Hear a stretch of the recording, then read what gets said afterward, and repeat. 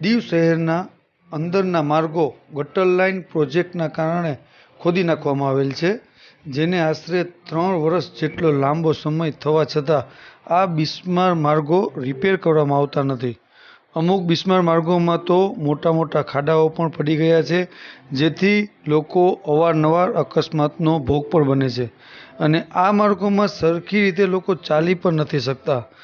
માર્ગો બિસ્માર હોવાના કારણે ગામના અમુક યુવાનો પોતાના ખર્ચે ટ્રેક્ટરમાં કસ્તર, ધૂળ મંગાવી અને આ માર્ગોનું રિપેર કામ કરે છે, જેથી કોઈ અકસ્માતનો ભોગ ન બને. અંતરે ઉલ્લેખનીય છે કે દીવ શહેરના માર્ગો નવા બનાવવા માટે ટેન્ડરની પ્રક્રિયા પ્રશાસન દ્વારા પૂર્ણ થયેલ હોય, જેથી ગ્રામજનો આતુરતાથી રાહ જોઈ રહેલ છે કે નવા રોડ ક્યારે બનશે.